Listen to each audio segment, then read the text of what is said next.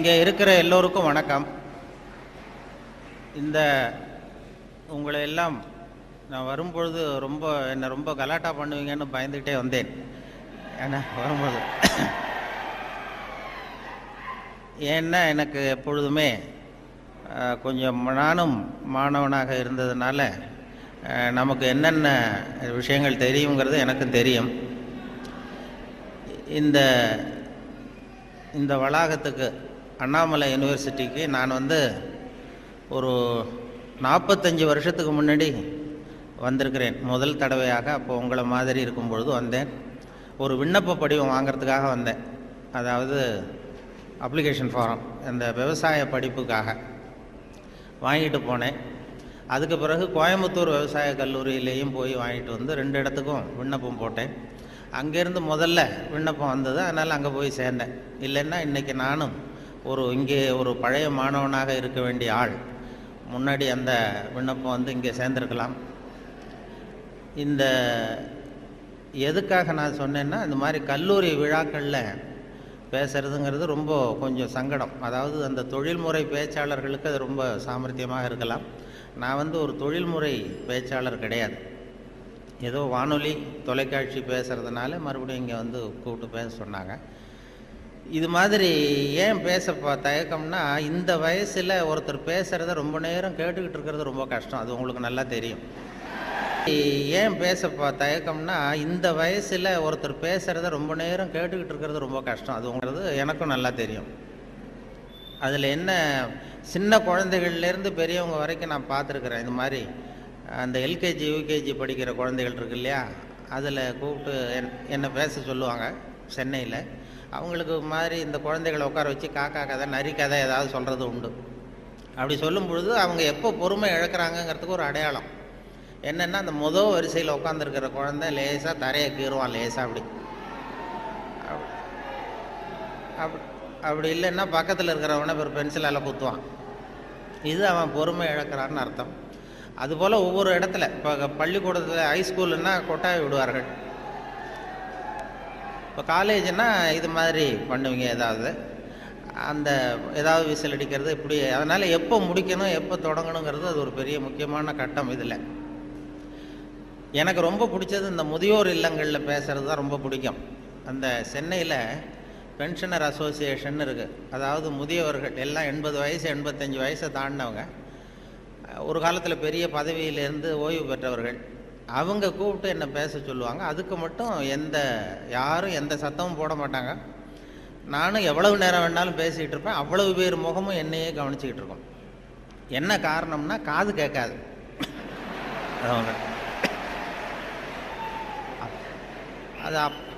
அதனால் அப்படி இருந்தால் அமைதியாக இருக்கலாம், இல்லைன்னா இப்படி. அதனால் இது ஒரு சத்தம்ங்கிறது நம்ம நல்ல ஆக்டிவாக இருக்கிறோங்கிறதுக்கு ஒரு அடையாளம். நான் அதனால் இதில் என்ன பேசுறது எப்படி பேசுறதுங்கிறத பற்றி வரும்பொழுது சொன்னார்கள். நீங்கள் இது மாதிரி பேச்சாளர்கள் சில பேர் கேட்டுக்கிறது உண்டு, நான் எவ்வளோ நேரம் பேசணும்னு நினைக்கிறீங்க அப்படின்னு அந்த ஆர்கனைசரை. அவங்க சொல்லுவாங்க, நீங்கள் எவ்வளோ நேரம் வேணாலும் பேசுங்க சார், நாங்கள் 10 நிமிஷத்துக்கு மேலே உட்காந்துருக்க மாட்டோம் அப்படின்னு சொல்லுகிறவர்கள் உண்டு. இங்கே வரும்பொழுது கேட்டேன், ஒரு மணி நேரத்துக்கு குறையாமல் 3.25 மணி நேரம் பேசணும், அது வரைக்கும் நாங்கள் தாக்கு பிடிப்போம்னு சில பேர் சொன்னாங்க. அது எப்படின்னு சொல்ல முடியாது. இங்கே வரும்பொழுதே ஏதோ உங்கள் பல் கோளரங்கத்துக்கு அவசியம் வாருங்கள்னு ஒரு போர்டு வச்சுருந்தீங்க. இங்கே அண்ணாமலை யூனிவர்சிட்டி வரும்பொழுது வழியில் பார்த்தேன். உங்கள் பல்லாண்டு காலம் பாதுகாப்பாக இருக்கணுமா அப்படின்னா எங்கள் பல் கோளரங்கத்துக்கு வாங்கோ அப்படின்னு விளம்பரம். அது நான் உடனே பயந்துட்டேன். பத்திரமா இருக்கணும்னா மரியாதையாக வந்துருங்க, இல்லைன்னா பல்ல உடச்சிருவேங்கிறது மாதிரி இருக்குது. நல்லா பாதுகாப்பாகணும், அவசியம் வாங்கணும்னு கூப்பிடுறது மாதிரி, ஏதோ அன்பாக கூப்பிடுறது மாதிரி மிரட்டுறதாக அதை உணர்ந்தேன். உங்களையெல்லாம் பார்க்கும்பொழுது எனக்கு என்னுடைய அந்த பழைய காலம்தான். கோயம்புத்தூர் விவசாய கல்லூரியில் போய் சேர்ந்தது. அப்போ தான் இந்த இந்திய எதிர்ப்பு போராட்டம் பெரிய பிரபலமாக நடந்த 65. அப்போ கோயம்புத்தூரில் நாங்கள் அங்கே அப்போ படிச்சுக்கிட்டு இருந்த நேரம் அது, அந்த காலம். அப்போல்லாம் இந்த ரேகிங் அதுவும் ஒரு பெரிய விஷயமா இருந்தது அப்போல்லாம். இப்போலாம் அது ஒரு பெரிய கட்டுப்பாட்டுக்கு வந்துருக்கு. நான் போய் முதல்ல சேர்ந்ததுமே விவசாய கல்லூரியில் கோயம்புத்தூரில் ஒரு சீனியர் மாணவர்கள் 2-3 பேர் வந்தாங்க. இங்கே கூப்பிட்டு போய் தனியாக அவங்க ரூமுக்கு அழைச்சிட்டு போய் நாங்கள் வந்து ஒன்றும் கலாட்டா பண்ண மாட்டோம், ஒன்றும் கேலி பண்ண மாட்டோம். ஆனால் நாங்கள் வந்து எங்களுடைய ரேங்கிங்கில் ஒரு நாகரிகம் இருக்கும். அதனால் நாங்கள் சொல்கிறத நீ செஞ்சுட்டீங்கன்னா வேறு ஒன்றும் உன்னை தொந்தரவு பண்ண மாட்டோம் அப்படின்னு என்னை பிடிச்சி எடுத்துகிட்டு போனாங்க. நான் அப்பாவித்தனமாக போனேன். என்ன சார் செய்யணும்னு கேட்டேன். அந்த சீனியர் ஸ்டூடெண்ட்ஸ் என்ன சொன்னாங்கன்னா, நாங்கள் வந்து கொஞ்சம் பழைய துணியெலாம் வச்சுருக்குறோம், சலவைக்கு போட வேண்டியது.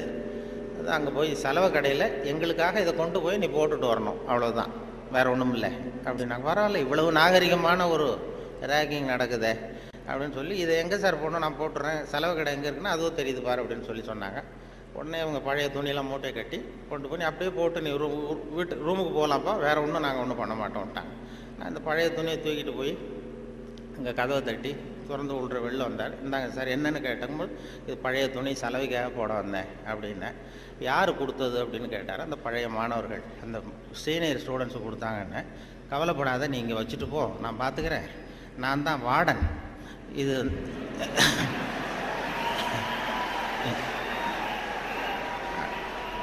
அவங்க வந்து ஏதோ ஒன்று இப்படி சொல்லியிருக்கிறாங்க, நான் உன் பேரில் கோவப்படலைப்பா, நீ வச்சுட்டு போ, நான் பார்த்துக்கிறேன்னார். அந்த வார்டன் பின்னாடி வந்து எங்கள் பல்கலைக்கழகத்து வைஸ் சான்சலராகவே ஆனார். அப்புறம் வந்து ஓய்வு பெற்றார். அப்படி ஒரு அனுபவம் அங்கே நடந்தது. அப்படிலாம் பண்ணுவாங்க. அதில் சில நல்ல இந்த அக்ரிகல்ச்சுரல் ஸ்டாட்டிஸ்டிக்ஸ்னு ஒரு பாடம், விவசாய புள்ளியியல், அது ரொம்ப போர் அடிக்கும். நாங்கள் யாரும் போக மாட்டோம் அந்த வகுப்புக்கு, ஏன்னா அது புரிஞ்சுக்கிறதே கஷ்டமாக இருக்கும். அதுக்காக அந்த ஆசிரியர் என்ன பண்ணார்னா, ஒரு தொழில்நுட்பத்தை கையாண்டார். அதாவது அந்த பாடத்தை நடத்திவிட்டு கடைசியில் ஒரு ஜோக்கு சொல்கிறது. அந்த ஜோக்கு வந்து அந்த வயசில் நமக்கு என்ன பிடிக்குமோ, அதாவது இந்த வயசில் உங்களுக்கு என்ன பிடிக்குமோ அது, அப்படிப்பட்ட ஜோக்காக சொல்லி எங்களை வந்து உடனே அந்த வகுப்புக்கு எல்லாரையும் வரும்படியாக பண்ணிட்டார். அப்போ அந்த விவசாய புள்ளியியல் துறை பேராசிரியர், அதனுடைய பாதிப்பு தான் எனக்கு எது சொன்னாலும் கடைசியில் எதையாவது ஒரு வேடிக்கையாக ஒன்று சொல்கிறதுங்கிறது. அந்த ஆசிரியருடைய பாதிப்பு. அவர் என்ன பண்ணுவார், ரொம்ப கடுமையான விஷயங்களை சொல்லிவிட்டு பாடம் முடிகிறப்போ ஒரு ஜோக்கு சொல்லுவார். அப்போ ஏதாவது பத்திரிகைகளில், வெளிநாட்டு பத்திரிகைகளில் படிச்சுட்டு வந்து சொல்லுவார். அவர் அப்போ 40 வருஷத்துக்கு முன்னாடி சொன்னது இப்போது இன்னமும் ஞாபகம் இருக்குது எனக்கு. அது என்ன, அவர் சொன்ன அந்த ஜோக்குகளில் ஒன்று என்னென்னா, ஒரு பெரிய குண்டான ஆள், ரொம்ப எடை அதிகம், அவன் வந்து இந்த எடையை குறைக்கிறது எப்படின்னு முயற்சி பண்ணான். முதல்ல எவ்வளவு எடை இருக்கும் அப்படின்னு சொல்லி ஒரு எடை போடுற மிஷினில் ஏறி நின்று காசை போட்டானா. டிக்கெட் வந்து விழுந்தது. அதில் எழுதியிருக்கும், என்ன எழுதியிருக்கு அப்படின்னு பார்த்தா, ஒரு சமயத்தில் ஒருவர் மட்டுமே ஏறி நிற்கவும் அப்படின்னு இருந்துதான்.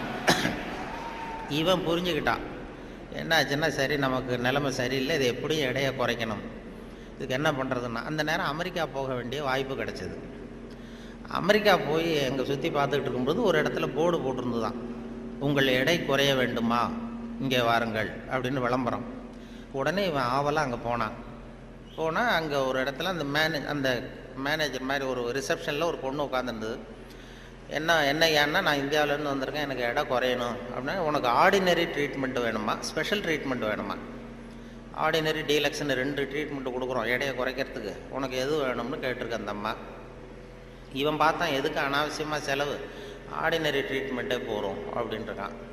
அப்படின்னா இந்த பக்கம் போ, அந்த ரூமுக்கு அப்படின்னு சொல்லி கதவை திறந்து விட்டு தான் இவன் ஆவலாக உள்ள போயிட்டான். அந்த எடையை குறைக்க வேண்டியது போனால் அங்கே மேஜை நாற்காலி எல்லாம் செதறி கிடக்கு, அங்கேயும் இங்கேயுமா, ஒரு ஒழுங்காக இல்லை.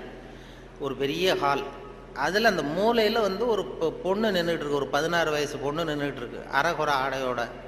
இவனுக்கு என்ன ஆசைன்னா, அந்த பொண்ணை போய் தொடணும்னு ஒரு ஆசை. அதனால் இப்படி சுற்றி சுற்றி ஓடுறான் அந்த மேஜை நாற்காலியை சுற்றி. அந்த பொண்ணு இவன் கையில் அகப்படாமல் அதுவும் தப்பிச்சு ஓடி ஓடி வந்துக்கிட்டு இருக்கு. ஒரு 15 நிமிஷம் துரத்துறான், அதுவும் சுற்றிக்கிட்டே இருக்குது. 15 நிமிஷம் கழித்து இந்த மேனேஜர், அந்த பொண்ணு வந்து, ட்ரீட்மெண்ட்டே இவ்வளவு தான், ஒரு 10 நாள் இப்படி வந்தீங்கன்னா சரியாக போடும், எடை குறைஞ்சிரும் அப்படின்ட்டு. இவன் வந்தவன் என்ன பண்ணா, சரி ஆர்டினரியே இப்படி இருந்தால் ஸ்பெஷல் ட்ரீட்மெண்ட் எப்படி இருக்கும் அப்படின்னு யோசனை பண்ணான். சாடார்னு என்ன பண்ணால், நம்ம வந்துட்டோம், இதுக்காக இன்னொரு தரம் அமெரிக்காவுக்கு நம்ம வரப்போகிறதில்ல, எப்படியும் அதையும் பார்த்துட்டு போடுவோன்ட்டு மறுபடியும் அந்த மேனேஜர் அம்மாட்ட போய் நின்னான். என்ன சார் மறுபடியும் என்னன்னு கேட்டிருக்கேன். அந்த ஸ்பெஷல் ட்ரீட்மெண்ட்டையும் எடுத்துகிட்டு போடலாம்னு பார்க்குறேன் அப்படின்னா, அது வந்து நீங்கள் இது ஆர்டினரி ட்ரீட்மெண்ட்டுக்கு $10 கட்டினீங்க, ஸ்பெஷல் ட்ரீட்மெண்ட்டுக்கு $50 கட்டணுமே அப்படின்ட்டுருக்கு. அது பரவாயில்ல, நான் கட்டிடுறேன்னு சொல்லி கட்டிவிட்டான். கட்டிவிட்டு அப்படின்னா இந்த ரூமுக்கு போ அப்படின்னு ரொம்ப ஆவலாக போய் கதவை திறந்தான். அதுவும் ஒரு பெரிய ஹால். இதே மாதிரி மேஜை நாற்காலிலாம் செதறி கிடக்கு. அந்த மூலையில் தேடுறான், யார் நிற்கிறான்னு பார்த்தா ஒரு 90 வயசு கிழவி. அவ இவனை துரத்துறா.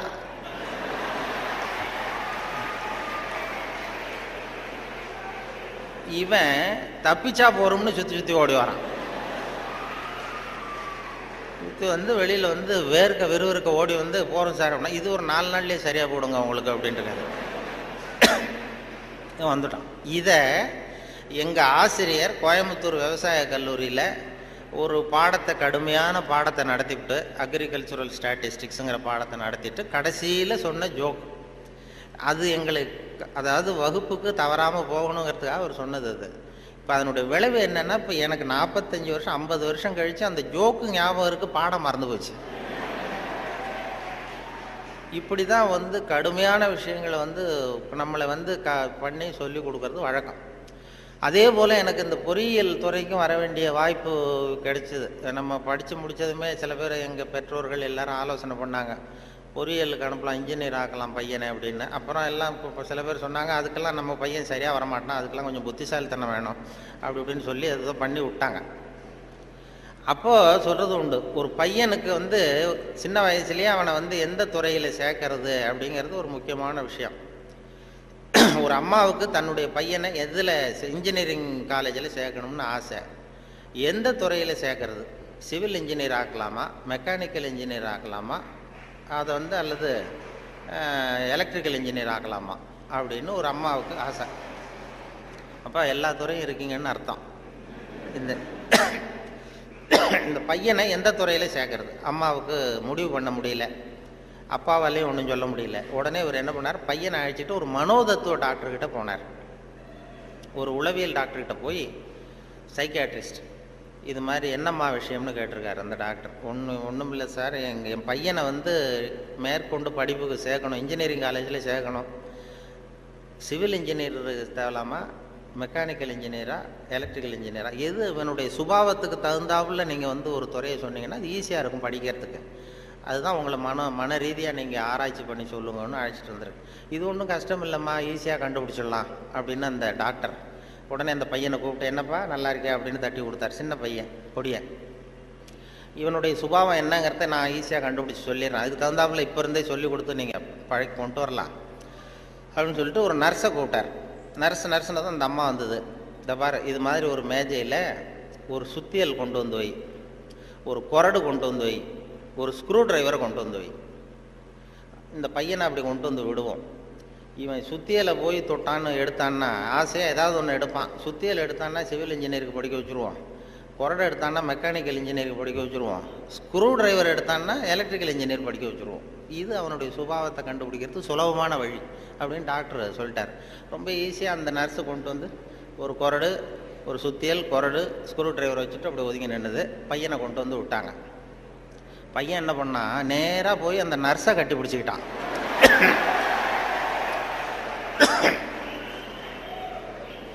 உடனே அந்த டாக்டர் சொன்னாராம், இவனை வந்து டாக்டருக்கு படிக்க வச்சுருங்க, அதுதான் அவனுக்கு அவன் சுபாவத்துக்கு பொருத்தமாக இருக்கும் அப்படின்னு சொல்லுவான். அப்படி ஒருத்தருடைய சின்ன வயசுலேயே நம்ம எந்த துறைக்கு கொண்டு போகலாம் என்ன ஏதுங்கிறது இளையும் பயிர் முளையில் தெரியும்பாங்கள்ல, சின்ன வயசுலேயே தெரிஞ்சிடும். அது பெரிய பெரிய இதெல்லாம். ஒரு பெரிய எழுத்தாளர் மேல்நாட்டில் பிற்காலத்தில் வந்து பெரிய எழுத்தாளர் ஆனாராம். அவருக்கு சின்ன வயசில் படிக்கும் பொழுது ஒரு கட்டுரை எழுத சொல்லியிருக்கிறார் வாத்தியார். என்ன கட்டுரைன்னா, விபத்து அப்படின்னு தலைப்பு. விபத்துன்னு சொல்லி ஒரு கட்டுரை அல்லது கதை எழுதுங்கன்னு சொல்லியிருக்கார். இந்த சின்ன பையனாக இருக்கும்போது எழுதுனானா. அவன் பிற்காலத்தில் பெரிய நாவலிஸ்ட், பெரிய எழுத்தாளர் ஆனான். சின்ன வயசுலேயே அவன் விபத்துங்கிற தலைப்புக்கு என்ன எழுதுனா, ஒவ்வொரு வரியிலையும் ஒவ்வொரு திருப்பம். அதாவது ஒரு 10வது மாடியில் ஒருத்தன் வெள்ளை அடிச்சுக்கிட்டு இருந்தான் அப்படின்னு எழுதுறான். 10வது மாடியில் வெளிப்பக்கமாக நின்றுக்கிட்டு ஒருத்தன் வெள்ளை அடிச்சுக்கிட்டு இருந்தான். துரதிர்ஷ்டவசமாக அந்த வெள்ளை அடித்தவன் கால் தவறி கீழே விழுகிறான், விழுந்துக்கிட்டு இருக்கான். அதிர்ஷ்டவசமாக அந்த நேரம் சாலையில் ஒரு வைக்கோல் வண்டி வந்து கொண்டிருந்தது. அடுத்த வரி.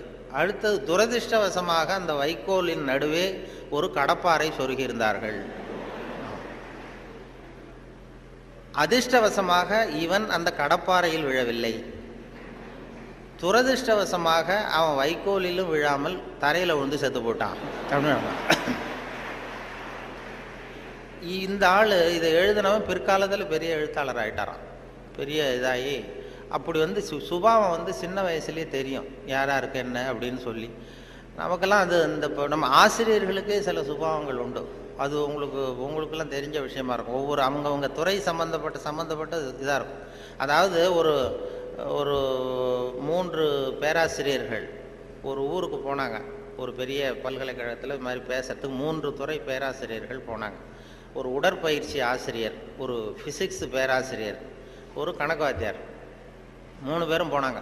கணித பேராசிரியர் இது மாதிரி ஒரு விழாவில் பேசி முடித்ததும் கொண்டு போய் கெஸ்ட் ஹவுஸில் 3 பேரையும் தங்க வச்சாங்க.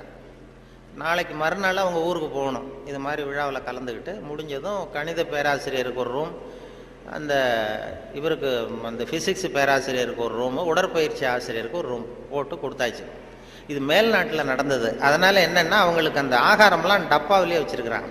அந்த டப்பாவில் டின்னு ஃபுட்டுங்கிறாங்கல்ல, அது மாதிரி டின்னில் அடைச்சி அவங்க ரூமில் வேண்டிய ஆகாரம்லாம் வச்சு கொடுத்துட்டாங்க.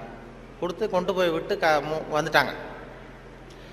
அந்த வந்துட்டு மறுநாள் காலையில் எழுந்திரிச்சார் இந்த ஆர்கனைசர்.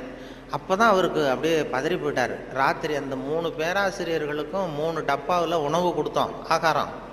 அது திறக்கிறதுக்கான கருவியை கொடுக்காம வந்துட்டோம். திறக்கிறதுக்கு ஒரு பொருள் அது இல்லாமல் கொடுத்தோம். எப்படி அவங்க டப்பாவை திறந்தாங்களா சாப்பிட்டாங்களா என்னன்னு தெரியல அப்படின்னு இவர் பதறி போய் விடிஞ்சதும் ஓடுறாரு விழுந்தடிச்சு.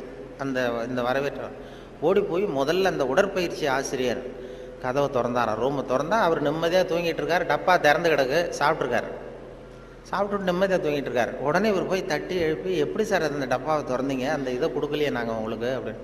இது என்ன சார், உடல் பலம் தான் சார் முக்கியம், டப்பாவை பலம் ஓங்கி கீழே அடித்தேன் திறந்துட்டுது, அது என்ன பெரிய காரியம் அப்படின்னு சொல்லி உடற்பயிற்சி செஞ்சுட்டேன், அதனால் சாப்பிட்டேன் இருக்கார். பரவாயில்ல சார் அப்படின்னு சொல்லி அடுத்த ரூமுக்கு ஓடி இருக்கார். அங்கே ஃபிசிக்ஸ் வாத்தியார் உட்காந்துருக்கார். அவரும் அதே மாதிரி நிம்மதியாக தூங்கியிருக்காரு. இது டப்பா திறந்து கிடக்கு. போய் திறந்து, எப்படி சார் திறந்தீங்க நீங்கள் டப்பாவை அப்படின்னா, அது என்ன சார், எந்த இடத்துல ப்ரெஷர் கொடுக்கணும்னு எனக்கு தெரியும், அந்த இடத்துல அழுத்தினா திறந்துட்டுது டப்பா, அது நமக்கு டெக்னிக்கு வந்தது தானே அப்படின்னு அந்த திறந்து சாப்பிட்டேன்ட்டார். இவர் அப்பாடா நிம்மதியாக போச்சு. அடுத்தது கணக்கு வாத்தியார் ரூமுக்கு ஓடினார். அங்கே போனால் அவர் தூங்கவும் இல்லை, டப்பாவும் திறக்கலை, மூடியே இருக்கு. என்ன பண்ணுறீங்க அப்படின்னு சொல்லி அந்த கணக்கு ஏதோ ஒரு எழுதிட்டு இருக்காரு பேப்பரில். கணக்கு வாத்தியார், என்ன சார் பண்ணிட்டு இருக்கீங்க அப்படின்னு கேட்டிருக்காரு. அவர் ஒன்றும் இல்லை, அஸ்யூம் தி டப்பா இஸ் ஓப்பன் அப்படின்னு சொல்லி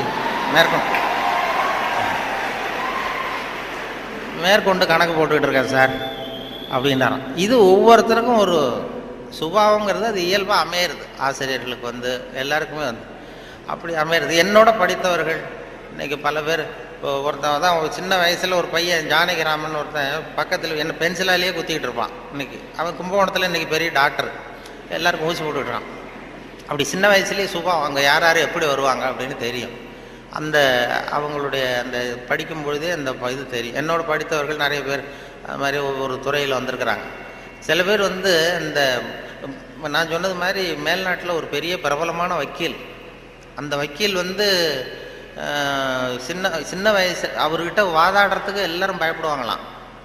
அந்த வக்கீல் சின்ன வயசில் எப்படி இருந்தான் அப்படின்னு சொல்லி அவங்க அம்மா சொல்லியிருக்கிறாங்க ஒரு பேட்டியில். அவங்க இந்த பையன் இவன் சின்ன வயசுலேயே வருங்காலத்தில் பெரிய வக்கீல் ஆகிடுவான்னு எனக்கு தெரியும் அப்படின்னு சொல்லியிருக்கிறாங்க. என்ன பண்ணான்னா, அப்பா பேப்பர் படிச்சுட்டு உட்காந்துருக்காரு, அம்மா சமயக்கட்டில் இருக்கிறாங்க. இவன் பையன் அவன் ரூமில் இங்கே ஏதோ பண்ணிகிட்டு இருக்கான். ஒரு பூனை வீல்னு கத்திக்கிட்டு இருக்கு. அம்மா கதறிக்கிட்டு இருக்க ஒரு பூனை. உடனே அம்மாவுக்கு புரிஞ்சு போச்சு, டேய் அந்த பூனை வாழை பிடிச்சி இழுக்காதரா அப்படின்னு கத்திருக்கு அந்த அம்மா. பூனை வாழை பிடிச்சி இழுக்காதரன்னு. ஆமாம், இங்கேயும் சில பூனைகள் இருக்கு, அது வாழை யாரும் பிடிச்சி இழுத்துறாதீங்க. அது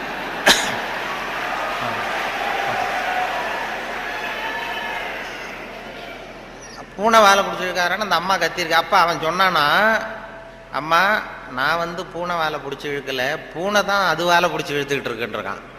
நான் ஒன்றும் பூனைக்கு இடைஞ்சல் பண்ணல, பூனை தான் வாழை இழுத்துக்கிட்டு இருக்கு, நான் அது வாழை இழுக்கலன்றான். ஓடி போய் பார்த்துருக்குறாங்க அம்மாவும் அப்பாவும். பார்த்தா இவன் பூட்ஸு காலால் மிரிச்சிக்கிட்டு இருக்கான், பூனை வாழை இழுத்துக்கிட்டு இருக்கு. அவன் பிற்காலத்தில் பெரிய வக்கீல் ஆகிட்டான். அதாவது ஒரு தான் பேரில் தப்பு இல்லைங்கிறது மாதிரி பேசினா பாருங்க. அவங்க அம்மா வந்து சொல்லியிருக்கு. இப்படி அது சின்ன வயசில் அவங்கவுங்களுக்கு அந்த இது இருக்கும். சில பேருக்கு ஆராய்ச்சி விஞ்ஞான மனோபாவம் வந்துடும். விஞ்ஞானம் சில பேர் சின்ன வயசுலேயே ஒருத்தன் மூஞ்சில் ஒருத்தன் குத்திட்டு இருப்பான்.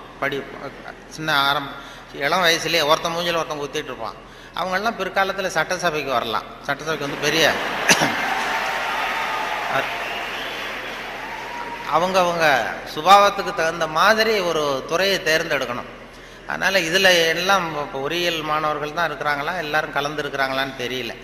ஏன்னா நீங்கள் எல்லாம் ரொம்ப கொடுத்து வச்சவர்கள். இந்த பள்ளிக்கூடத்தில் இது இப்படிப்பட்ட ஒரு பெரிய நிறுவனத்தில் படித்தவங்கலாம் இன்றைக்கி பெரிய பெரிய அளவில் இருக்கிறாங்க. அதனுடைய ஒரு விழா கொண்டாடுதுன்னா அதெல்லாம் ரொம்ப மரியாதை மதிப்பாக உள்ளது. என்னை பற்றி அறிமுகப்படுத்தினவர் ஏதோ நான் பெருசாக என்னை பற்றி ரொம்ப பெருமையாக சொன்னார். அவர் அவ்வளவு பெருமையாக சொன்னதுக்கு காரணம் என்னென்னா அவ்வளவு நானே எழுதி கொடுத்தது. வேற அது ஏன்னா வந்ததுமே ஒரு பேப்பரை கொடுத்து அந்த கெஸ்ட் ஹவுஸுக்கு போகும்பொழுது ஒரு 2 பேப்பரை கொடுத்து உன்னை பற்றி எழுதிட்டு வான்னு சொல்லி கொடுத்து அனுப்புனார். உடனே எழுதிட்டு வந்து கொடுத்தேன். அப்படியே படித்தார். அது இவ்வளவு தூரம் விடாமல் சொல்லுவார்னு தெரிஞ்சுருந்தா இன்னும் கூட எழுதி கொடுத்துருக்கலாம் கொஞ்சம். அது என்ன அதில் வேற இவரை பற்றி அறிமுகப்படுத்துறதுக்கே இது அவசியம் இல்லை, எல்லாருக்கும் தெரியும், இருந்தாலும் சொல்கிறேன் அப்படின்னு சொல்லி அவர் அதை படிக்கிறது. இது ஒரு சம்பிரதாயம்தான். ஒரு கூப்பிடும்பொழுது ஒரு இதில் அதே போல் உட்காந்து பேசுறியா நின்றுட்டு பேசுறியான்னு வேற கேட்டாங்க. அது எப்படி நீங்கள் ஏற்பாடு பண்ணியிருக்கிறீங்களோ அப்படி பேசிவிட்றோம் சார், இதில் என்ன அப்படின்னு 2 இருந்தது. உட்காந்து பேசு. ஏன்னா இந்த பேச்சாளர்கள் கடவுளுக்கு தான் 3 கோலங்கள் சொல்லுவாங்க. நின்ற கோலம், அமர்ந்த கோலம், கிடந்த கோலம் அப்படின்னு இந்த ஆன்மீகத்தில் சொல்லுவாங்க. நின்ற கோலத்தில் அருள் பண்ணுறவர் யார்? திருப்பதி வெங்கடாஜலபதி அப்படி வைங்களேன். அமர்ந்த கோலம்னு பார்த்தா ஐயப்ப சாமி அமர்ந்த கோலம். இதை தவிர கிடந்த கோலத்தில் அருள் பண்ணுற சாமி இருக்குது. அது என்னென்னா ஸ்ரீரங்கம் பள்ளிகொண்ட பெருமாள். அது வந்து படுத்திருக்கும். இப்படி 3 கோலத்தில் ஆண்டவன் கோலங்கள் உண்டு. அது எதுக்கு சொல்கிறேன்னா அதே மாதிரி நம்ம ஊரில் பேச்சாளர்களுக்கும் 3 கோலங்கள் உண்டு. அது நின்ற கோலத்தில் பேசுகிறவர்கள் அரசியல்வாதிகள். அவங்களுக்கு நின்னாதான் பேச்சு வரும், உட்காந்து பேச. அமர்ந்த கோலத்தில் பேசுகிறவங்க ஆன்மீகவாதிகள். இப்போ நடமாடும் பல்கலைக்கழகம் நாவலர் நெடுஞ்செழியன் இருந்தார் இல்லையா, இங்கே படித்தவர். அவர் வந்து ரேடியோவுக்கு பேச வந்தார். அமைச்சராக இருக்கும்பொழுது திருக்குறளுக்கு உரை எழுதினார். அப்போ நான் கூப்பிட்டு ரேடியோவில் அவரை பேட்டி எடுத்து பதிவு பண்ண வேண்டிய பொறுப்பு எனக்கு. அவரை கூப்பிட்டுட்டு வந்து அறையில் உட்கார வச்சு பேசிகிட்டு இருக்கோம். அது மாதிரி பதிவு பண்ணுறதுக்கு போகிறேன். அப்படி போய் உட்கார வச்சா வானொலி நிலையத்தில் இப்படி தான் ஏற்பாடு பண்ணி வச்சுருப்போம். உட்காந்து பேசுனா தம்பி இங்கே வா, நான் வந்து எனக்கு உட்காந்தா பேச்சு வராது, நின்றுக்கிட்டே பேசிவிட்றேன், இந்த மைக்கை கொஞ்சம் தூக்கி வசதி வையினார். அப்புறம் அவர் உயரத்துக்கு மைக்கை தூக்கி வச்சு அப்புறம் பதிவு பண்ணேன். இது அவங்களுக்கு பழக்கத்தில் மேடையில் நடமாடும் பல்கலைக்கழகம் எதை வேணாலும் பேசுவார். உட்காந்தா கொஞ்சம் தயக்கம் வந்தது. அது அரசியல் அப்படி. அது ஆன்மீகவாதிகள். இப்போ கிருபானந்த வாரியாரெல்லாம் கூப்பிட்றோம் வானொலி நிலையத்துக்கு, அவரை உட்கார வச்சு தான் பதிவு பண்ணுவோம். அவரை வந்து நின்றுக்கிட்டே பேசுங்க சார்னு சொல்ல முடியாது. அதனால் நின்ற கோலம் பேசுகிறவங்க அரசியல்வாதிகள், அமர்ந்த கோலத்தில் பேசுகிற பேச்சாளர்கள் ஆன்மீகவாதிகள். இதே மாதிரி கிடந்த கோலத்தில் பேசுகிறவங்களும் உண்டு நம்ம ஊரில். இந்த சாராய கடை வாசலில் பார்த்தீங்கன்னா அவங்களெல்லாம் கிடந்த கோல பேச்சாளர்கள். நல்ல வேலையாக என்னை வந்து நீ கிடந்த கோலத்தில் பேசுன்னு சொல்லாமல் இங்கே 2 கோலத்துக்கு ஏற்பாடு பண்ணி வச்சுருக்கிறாங்க. நின்ற கோலம், அமர்ந்த கோலம். இப்படி ஒரு படுக்கையை போட்டு வச்சுட்டா இங்கே வரக்கூடிய பேச்சாளர்கள் எது பிடிக்குதோ அப்படி பேசிகிட்டு இருக்கலாம். அது வசதி. ஏன்னா இது ரொம்ப விரிவான ஒரு என்னமோ 70 mm மாதிரி இருக்குன்னு சொன்னார் வரும்போது சொன்னாங்க. அது அதுவும் இந்த துணைவேந்தர் ரொம்ப கலை நுணுக்கத்தோடு இதை பண்ணியிருக்கிறார், இன்னும் நிறைய வேலையெல்லாம் இருக்குது இல்லை அப்படின்னு சொல்லி ரொம்ப பெருமையாக சொன்னார்கள். இந்த பொறியியல் அது வந்து அந்த கலை நுணுக்கம் இன்னும் என்னென்ன வேலை இருக்குது, நிறைய செஞ்சுருக்கேன். இது எல்லாம் இந்த பெருமை அவருக்கு தான் சொல்லி பெருமையாக சொன்னாங்க. இது இப்படிப்பட்ட பெரிய ஹாலில் ஒருத்தரை உட்கார வச்சாதான் என்னமோ மாதிரி இருக்கும். ஆமாம், இதுக்கெல்லாம் ஒரு 20-30 பேர் வரிசையாக உட்காந்தா நல்லாயிருக்கும் இந்த ஹால். அதாவது பொறியியல் துறை நீங்கள் மாணவர்கள்ங்கிறதுனால பொறியியலில் வந்து கலை அம்சத்தை புகுத்துறது ரொம்ப சிரமம். சில பேருக்கு அதாவது பொறியியலுக்கும் அதாவது கவிதை எழுதுவாங்க. சில பொறியியல் கவிதை எழுதுகிறவங்க வந்து பொறியியல் இன்ஜினியராக இருக்கிறவங்க கவிதை எழுதுறது உண்டு. அப்படி இருக்கிறது கொஞ்சம் 2க்கும் முரண்பாடான விஷயம். கலைத்தன்மை, அதாவது பொறியியல் வந்து மெக்கானிக்கல் மைண்ட் அதிகமாக இருக்கும். அதாவது ஒரு பெரிய பொறியியல் இன்ஜினியர் அவர் வந்து இராணுவத்தில் ஒரு பாலம் வந்து கட்டுறதுக்கு பெரிய இது பண்ணாங்க, பிளான் பண்ணாங்க. அதுக்கு ஒரு வரைபடம் தயார் பண்ணணும். ஸ்கெட்சு, இராணுவத்துக்கு பாலம் கட்டுறதுக்கு ஒரு பெரிய ப்ளூ பிரிண்ட்டு என்ன சொல்லுவீங்கள்ல, அது மாதிரி அந்த வரைபடம் தயார் பண்ணுற வேலையை ஒப்படைச்சிருக்கிறாங்க அந்த இன்ஜினியர்கிட்ட. அந்த பொறியாளர் வந்து உள்ளுக்குள்ளே ஒரு கவிஞர், அதாவது அவர் ஒரு கவித்தன்மை உள்ளுக்குள்ளே இருக்குது, மறைஞ்சிருக்குது. அதனால் அவர் என்ன பண்ணார், அந்த பொறியியல் வரைபடம் போட்டார். பாலத்தை போட்டுட்டு ஒரு ஆறு ஓடுது, குறுக்க பாலம், அதனுடைய நீளம் அகலம் எல்லாம் கரெக்டாக போட்டு அந்த ஆறு ஓடிக்கிட்டு இருக்கு. அது ஓடி முடிகிற இடத்துல ஆற்று ஓரமாக ஒருத்தன் ஒரு சின்ன பையன் தூண்டில் போட்டுக்கிட்டு நிற்கிறான். அதை அவர் போட்டிருக்காரு ஒரு அழகுக்காக. சின்ன மூலையில் ஒரு தூண்டில் போட்டுட்டு ஒரு பையன் நிற்கிறான். இது இந்த பொறியியல் வரைபடத்தை கொண்டு போய் அதிகாரிகள்கிட்ட கொடுத்துருக்குறான். அவருக்கு கோபம் வந்துடுது. இது வந்து ஒரு பொறியியல் வரைபடம், இது இந்த வரைபடத்தில் போய் அந்த ஒரு ஓவியம் என்னத்துக்கு அப்படின்னு சொல்லி அவர் சத்தம் போட்டிருக்காரு மேலே உள்ளவர். அதனால் என்ன பண்ணியிருக்காரா, முதல்ல வந்து முதல் தடவையாக கொடுக்கும்பொழுது அந்த பாலத்து மேலே நின்றுக்கிட்டு தூண்டில் போடுறது மாதிரி படம். இந்த பாலத்தில் எதுக்கு அவன் நிற்கிறான்னு சொல்லி சண்டை போட்டிருக்காரு. உடனே அவர் சரி சார் நான் இதை மாற்றிடுறேன்னு சொல்லி இவர் மாற்றி 2வது தடவை படம் போடும்போது பாலத்தில் நிற்கக்கூடாது, பாலத்தில் இடைஞ்சல் இருக்கக்கூடாது, அவ்வளோதானே.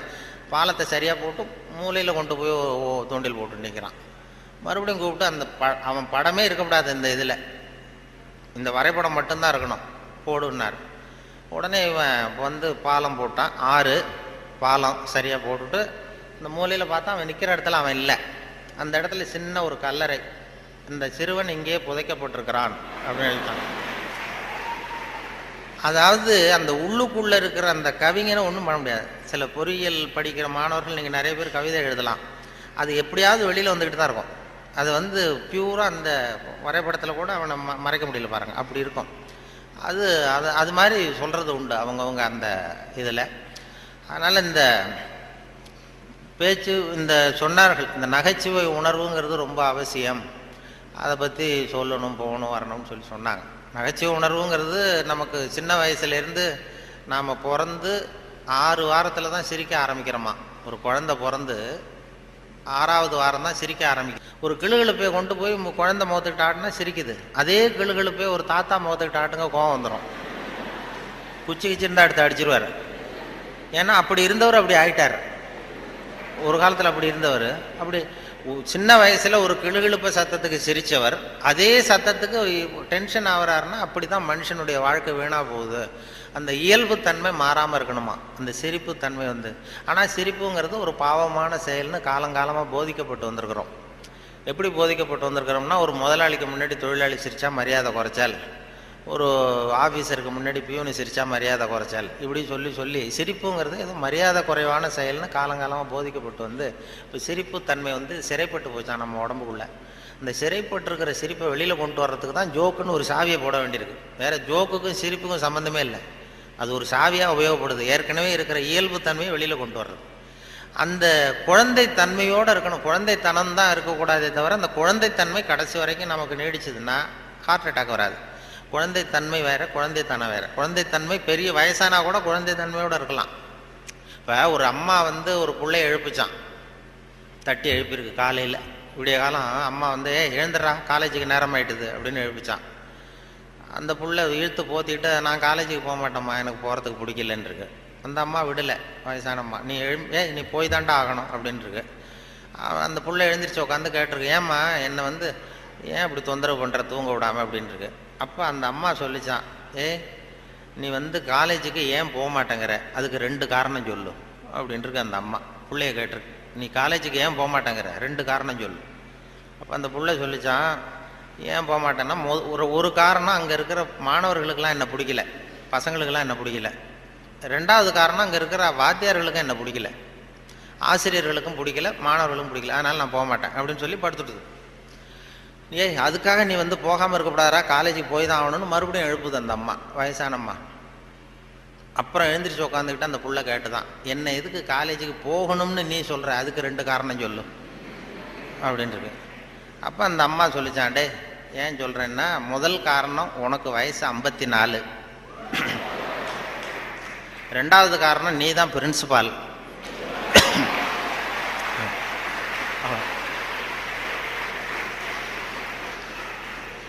அதாவது 54 வயசுலேயும் அவர் குழந்தை தன்மையோடு இருக்கார் பாருங்க. அவங்க அம்மாவுக்கு அது புள்ள தானே, அதுதான் குழந்தை தன்மைங்கிறது, குழந்தைத்தனம் இல்லை. இது குழந்தைத்தனங்கிறது வேற, குழந்தைத்தன்மைங்கிறது வேற. அந்த குழந்தைத்தன்மை மாறாமல் மனுஷன் வாழணும்னு சொல்லி இப்போ சொல்கிறாங்க. நமக்கு வருகிற நோய் நொடிக்கெல்லாம் அதுதான் காரணம். இப்போ ஹார்ட் அட்டாக்கு திடீர்னு வர்றதுக்கு அதுதான் காரணம். மன இருக்கம் வரக்கூடாது. குழந்தைய எல்லாரையும் குழந்தைய ஆக்க முடியாது, ஆனால் குழந்தைத்தன்மையை நம்ம வளர்த்துக்கலாம். இந்த 200 தடவை சிரிப்பு தன்மையை இருந்துகிட்டு இருக்கலாம். எல்லாரையும் குழந்தை ஆக்கிறதுக்கு வழி விஞ்ஞானத்தில் இது வரைக்கும் வழி கிடையாது. ஒரு டாக்டர் கண்டுபிடிச்சாராம். ஒரு டாக்டர் என்ன கண்டுபிடிச்சாருன்னா, ஒரு மாத்திரை சாப்பிட்டா 1 வயசு குறையும் அப்படின்னு ஒரு மாத்திரையை கண்டுபிடிச்சாராம் ஒரு டாக்டர். ஒரு மாத்திரை சாப்பிட்டீங்கன்னா 1 வயசு குறையும். உடனே ஒரு பாட்டியம்மா போச்சு, 90 வயசு பாட்டி, எனக்கு ஒரு பாட்டில் மாத்திரை கொடுங்க டாக்டர் அப்படின்னு வாங்கிட்டு வந்துருக்கு. வாங்கிட்டு வந்து ஒரு மாத்திரை சாப்பிட்டா 1 வயசு குறையும்னாரா. மறுநாள் ஒரு 30 வயசு பொண்ணாக மாறி இது போயிருக்கு. நாள் 90 வயசு பாட்டியாக போச்சு, 30 வயசு பொண்ணாக மாறி அதே டாக்டர்கிட்ட போச்சு. இடுப்பில் ஒரு வயசு கை குழந்தை, அது சட்டை கிட்ட போடாமல் கட்டவரில் வாயில் வச்சுட்டு உட்காந்துருக்கு. தூக்கிக்கிட்டு அதே டாக்டர்கிட்ட போயிருக்கு. போனதும் அந்த டாக்டர்கிட்ட சொன்னேன், ஏம்மா வந்திருக்கேன்னு கேட்டார். ஒன்றும் இல்லை டாக்டர், நேற்று உங்ககிட்ட வந்தேன், மாத்திரை கேட்டேன், ஒரு மாத்திரை சாப்பிட்டா 1 வயசு குறையும். நீங்கள் நான் ஒரு பாட்டில் மாத்திரை வாங்கிட்டு போனேன், ஏதோ ஒரு ஆர்வத்தில் ஒரு 30-40 மாத்திரையை சேர்த்து சாப்பிட்டேன், அதனால் இப்படி ஆகிட்டம் பாருங்கள் அப்படின்ட்டு. டாக்டர் சொன்னார், இதுக்கு ஏமா வருத்தப்படுற, எல்லாரும் வயசு குறையணும்னு தான் நினைக்கிறாங்க, உனக்கு வயசு குறைஞ்சிட்டது, சந்தோஷப்படு, இதுக்கே மறுபடியும் என்னை தேடிட்டு வந்தேன். அப்போ இந்த அம்மா சொல்லிச்சான், என்னை பற்றி பரவாயில்ல டாக்டர், இடுப்பில் பாருங்கள் 1 வயசு கை குழந்தை, இது ரொம்ப ஆர்வத்தில் ஒரு 70-80 மாத்திரையை சாப்பிட்டுட்டுது, இது என் வீட்டுக்காரர்.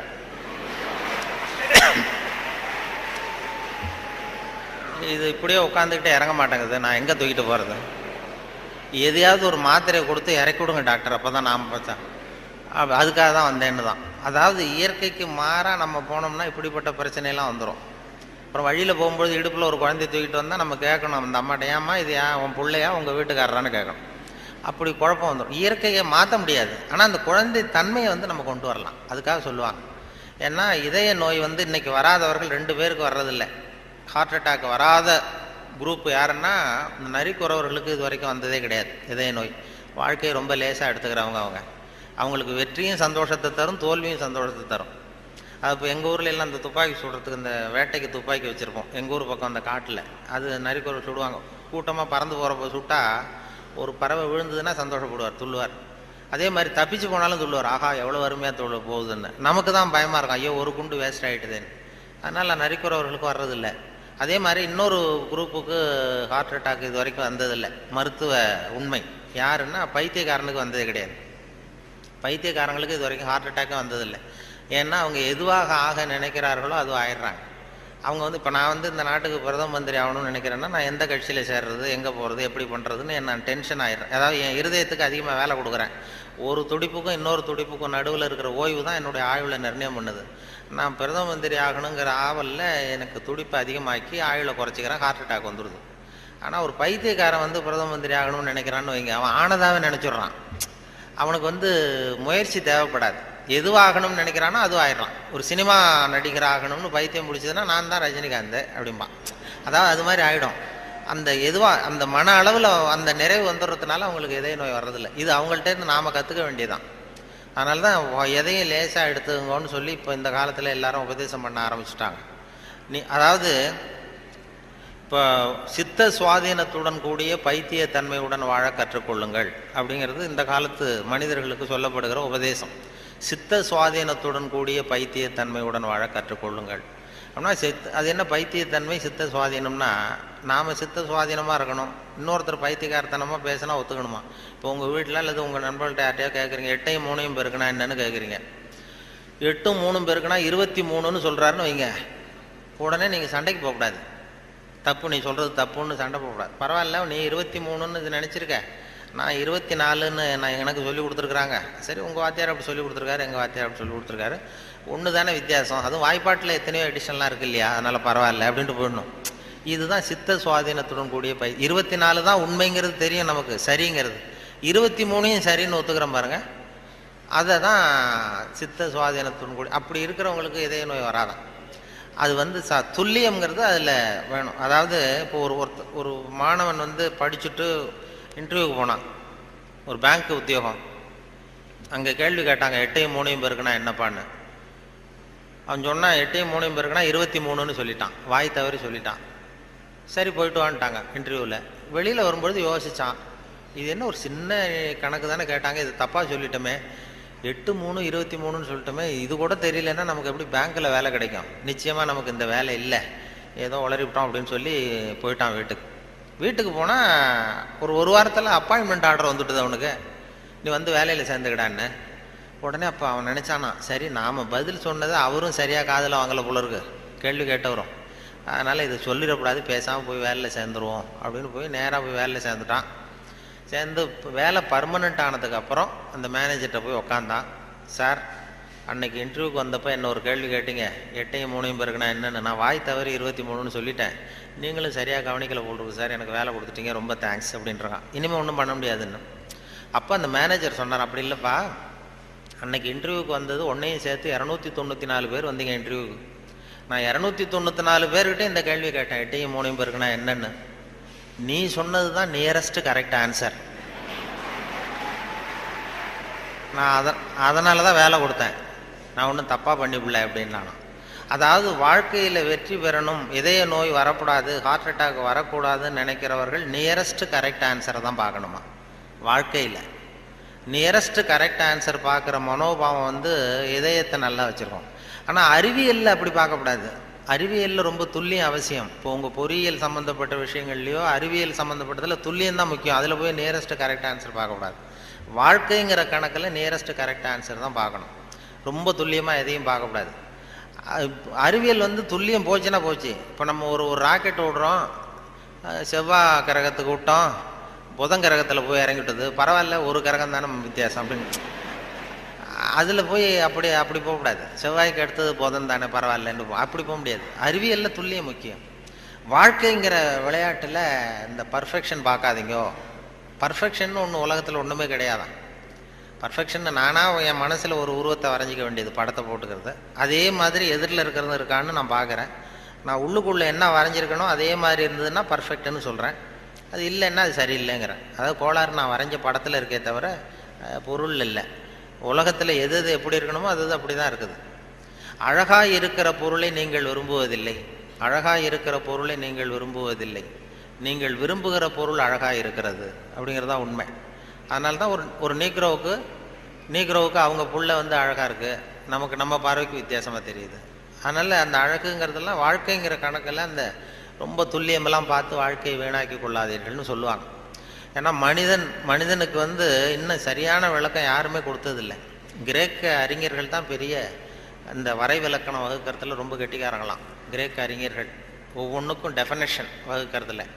அப்போ ஒரு குரூப் அறிஞர்கள் குழு கூடி உட்காந்து மனிதன் என்பவன் யார், மனிதன் அப்படின்னா அதுக்கு என்ன டெஃபனேஷன், ஒரு வரை விளக்கணம் வகுக்கணும்னு உட்காந்தாங்களாம். உட்காந்தா எல்லாம் வந்து இப்படி ஒவ்வொரு அறிஞரும் ஒரு யோசனை சொல்லியிருக்கிறார். மனிதன் என்பவன் ஒரு 2 கால் பிராணி அப்படின்னு எழுதிடலாம் சார் அப்படின்னது உடனே எல்லாம் ஏகமனதாக எல்லாம் சரி தான், சரியாக இருக்க விளக்கம். மனிதன் என்பவன் 2 கால் பிராணி, சரியாக இருக்க, ஒத்துக்கலாம்னு போனாங்க. அப்போ திடீர்னு ஒருத்தர் எழுந்திரிச்சு வெளில ஒன்றாராம். போயிட்டு ஒரு திடுக்கிட்டு வெளில திரும்பி வந்து ஒரு சாக்கில் கொண்டாந்து அப்படி வச்சார் மேஜையில். இந்த சாக்குக்குள்ளே என்ன இருக்குன்னு கேட்டார் தலைவர், கூட்ட தலைவர். உங்கள் வரை விளக்கணப்படி, உங்கள் டெஃபனேஷன் படி உள்ள ஒரு மனுஷன் இருக்கான், மனிதன் என்பவன் ஒரு 2 கால் பிராணின்னு தானே சொன்னீங்க அப்படின்னு சொல்லி திறந்தா ஒரு கோழி நிற்கிது. ஒரு கோழி, இது 2 கால் பிராணி தானே, அப்போ இதுவும் ஒரு மனுஷன் தானே அப்படின்னு. ஆனால் ஆகா, நம்ம டெஃபனேஷனில் ஏதோ ஒரு தப்பு, அதில் ஒரு திருத்தம் உண்டு பண்ணணும் அப்படின்னு சொல்லி இன்னொருத்தர் சொல்லியிருக்காரு. நான் அதில் கொஞ்சம் ஒரு கரெக்ஷன் கொடுக்குறேன் சார் அப்படின்னு சொல்லி மனிதன் என்பவன் சிறகுகளற்ற 2 கால் பிராணி அப்படின்னு கொடுத்துருக்கான். உடனே அவன் மறுபடியும் எடுத்துகிட்டு ஓடனான், திரும்பி வந்தான், சாக்கு உள்ள மனுஷன் இருக்கான எடுத்தா அதே கோழி ரெக்கையெல்லாம் பிச்சு விட்டு நிறுத்தி வச்சிருக்கான். உங்கள் டெஃபினேஷன் படி மனுஷன் சிறகுகளற்ற 2 கால் பிராணி அப்படின்னு. அப்புறம் தான் அந்த கிரேக்க அறிஞர்களே சொல்லிட்டாங்களாம், மனிதனுக்கு அதாவது இப்போ ஏதாவது ஒன்றும் முடியலன்னா இப்போ நம்ம என்ன பண்ணுறோமோ அது மாதிரி அதே முடிவுக்கு வந்தாங்க. அதாவது சபையை ஒத்தி வைக்கப்படுகிறது அப்படின்னு சொல்லிவிட்டு கடைசி வரைக்கும் அது டெஃபினேஷன் கொடுக்கல. மனிதனுக்கு வந்து விஞ்ஞானம் போட்டிருக்கிற வேலை வேறு. விஞ்ஞானம் கெமிஸ்ட்ரி என்ன சொல்லுதுன்னா, ஒரு சராசரி மனுஷ உடம்புல இருக்கிற கால்சியத்தை மட்டும் தனியாக எடுத்தால் ஒரு சின்ன ரூமுக்கு வெள்ளடிக்கலாம். ஒரு சராசரி மனுஷ உடம்புல இருக்கிற கொழுப்பை மட்டும் தனியாக எடுத்தால் ஒரு 10 சோப்பு கட்டி தயார் பண்ணலாம். ஒரு சராசரி மனுஷன் உடம்புல இருக்கிற பாஸ்பரஸை மட்டும் தனியாக எடுத்தால் ஒரு 40 நெருப்புக்குச்சி தயார் பண்ணலாம். ஒரு சராசரி மனுஷ உடம்புல இருக்கிற இரும்பு சத்தை மட்டும் தனியாக எடுத்தால் 2 கலாணி 2 செய்யலாம். இவ்வளவுக்கு மொத்தமாக விலை போட்டால் 42 ரூபா 50 காசு. இதுதான் கெமிஸ்ட்ரி வந்து நமக்கு போட்டிருக்கிற விலை. ஒரு மனுஷனுக்கு ரசாயன விஞ்ஞானம் போட்டிருக்கிற விலை அவ்வளவுதான். அவன் எப்போ அவன் வந்து அவனுடைய வேல்யூ கூடும்னா அவன் எப்படி நடந்துக்கிறாங்கிறத பொறுத்து தான். அதுவும் மனுஷன் வந்து உயிரோடு இருக்கிற வரைக்கும் தான் 42-50 காசு. மிருகங்கள் அவனை விட பெருசாக இருக்கு. செத்ததுக்கு அப்புறம் வேல்யூ கூடுது. கடையில் பாருங்கள், உயிர் கோழி 50 ரூபா, உரித்த கோழி 60 ரூபான்னு போட்டுருவோம். செத்ததுக்கு அப்புறம் 10 ரூபா கோடி போடும். மனுஷன் உயிர் மனிதன் 42 ரூபா 50 காசு, செத்த மனிதன் 52 ரூபா 60 காசு. அப்படின்னா நீயே வச்சுக்கடா போடான்ட்டு போடுவான்.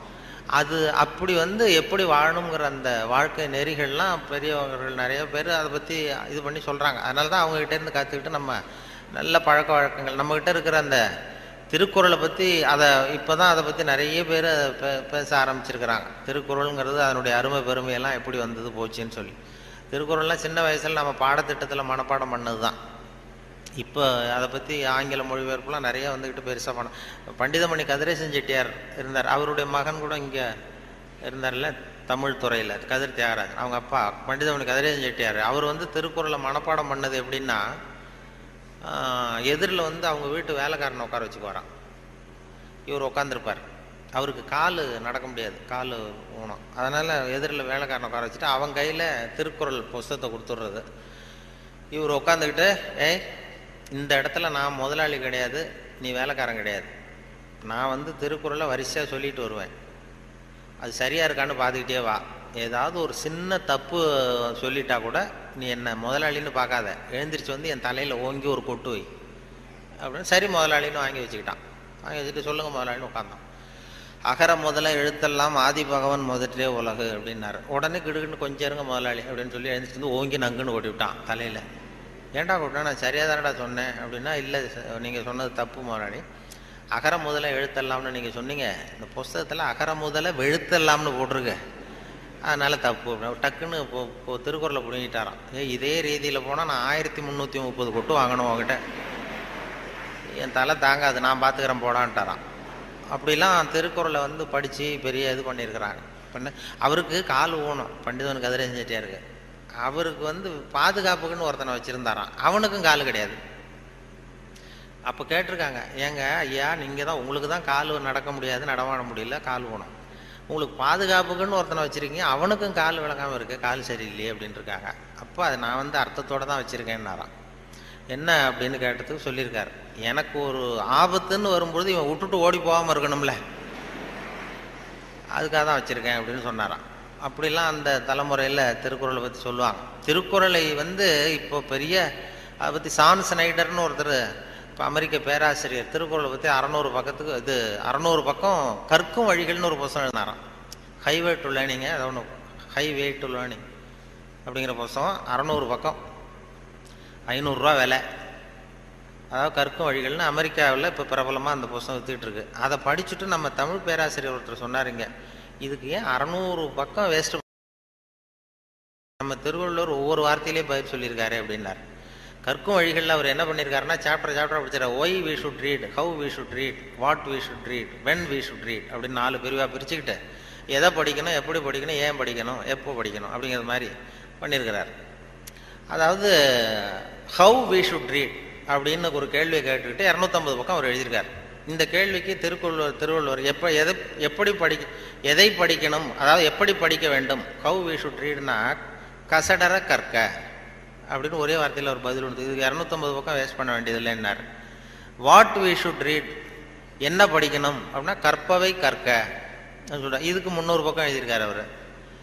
வென் வி ஷுட் ரீட், அதாவது அப்புறம் வாட் வி ஷுட் ரீட், ஏன் படிக்க வேண்டும், ஒய் வி ஷுட் ரீட், அதுக்கு 300 பக்கம் எழுதியிருக்காரு. இவர் அதற்கு தக நிற்க அப்படிங்கிறது தீர்ந்து போச்சு. வென் வி ஷுட் ரீட், எப்பொழுது படிக்க வேண்டும் அப்படின்னா சாந்துணையும் அப்படிங்கிற வார்த்தையில் இருந்தது. இப்படி 4 வார்த்தையில் திருவள்ளுவர் சொன்னதை ஒரு 600 பக்கம் எழுதியிருக்கிறாருன்னு சொல்லி சொன்னார். அதை படித்து பார்த்துட்டு அப்படி அதை பற்றி பெருமையாக ஜியு போப் ஆராய்ச்சி பண்ணார். அதாவது இவர் அரிஸ்டாட்டல்லையும் திருவள்ளுவரையும் ஒப்பிடுறார் ஜியு போப். அப்போ என்னென்னா, அரிஸ்டாட்டில் காலத்தில் ஒரு தப்பு பண்ணிட்டா அதே தப்பை திருப்பி பண்ணலாம். இப்போ ஒருத்தர் வந்து வலது கையை ஒருத்தன் வெட்டிட்டான்னா திருப்பி அவனுடைய வலது கையை வெட்டலாம். இப்போ ஒருத்தன் ஒரு கண்ணை குத்தி விட்டான்னா அதே கண்ணை இவனும் குத்தலாம். அதுதான் இப்போ உள்ள தர்மம். அரிஸ்டாட்டில் காலத்தில் ஒருத்தன் உங்களுக்கு ஒரு விரலை எந்த விரலை வெட்டுறானோ அதே விரலை நீங்களும் வெட்டலாம். அது அந்த தர்மம். அந்த அதே காலத்தில் திருவள்ளுவர் என்ன சொல்கிறார் அப்படின்னு பார்த்தார். அதாவது ஒருத்தன் நமக்கு கெடுதல் பண்ணுனா திருப்பி அதே கெடுதலை பண்ணு அப்படின்னு அவர் சொல்கிறார். இயேசுநாதரும் அப்போ சொன்னார். அவர் என்னென்னா, அதாவது அரிஸ்டாட்டில் என்ன சொன்னார், ஒருத்தன் உனக்கு வலது கன்னத்தில் அடித்தான்னா நீ வலது கன்னத்தில் அடி. இது அரிஸ்டாட்டல். இயேசுநாதர் சொன்னார், உனக்கு வலது கன்னத்தில் அடித்தான்னா நீ இடது கன்னத்தை திருப்பி காட்டு அப்படின்னார். இது அதை விட கொஞ்சம் பெரிய பண்பாடுள்ள செயல். அதுக்கடுத்து திருவள்ளுவரை பார்த்தா, நீ ஒருத்தன் உன்னை அடிச்சுட்டான்னா நீ பதிலுக்கு அவன் கன்னத்தை தடவி கொடு அப்படிங்கிறார். இன்னா செய்தாரை ஒருத்தல் அவர் நாண நன்னையும் செய்து விடுன்னு சொன்னார். அப்படின்னு சொல்லிட்டு இது ஜியு போப்பு ஒப்பிடுறார் அரிஸ்டாட்டிலையும் திருவள்ளுவரையும். அவர் எழுதுறார், when compared because of this unique feature of forgiveness. மன்னிப்புல இது ஒரு தனித்தன்மை இருக்கு திருவள்ளுவர் சொல்றதுல. அதனால ஜியு போப்பு எழுதுறார், when compared because of this unique feature of forgiveness, Thiruvalluvar is at least 1 inch taller than Aristotle அப்படின்னு எழுதினார். அரிஸ்டாட்டிலை விட 1 inch உயரமானவர் திருவள்ளுவர் அப்படின்னு சொல்லி. அதனால தான் அவ்வளோ உயரமாக கன்னியாகுமரியில் கொண்டு போய் செலவு வச்சுருக்குறோம். அது அப்படி ஜியு போப்பு கம்பேர் பண்ணி எழுதுறார். அப்படி நாம் பெருமைப்படுறதுக்கு எத்தனையோ விஷயங்கள் நம்ம இதில் இருக்குது.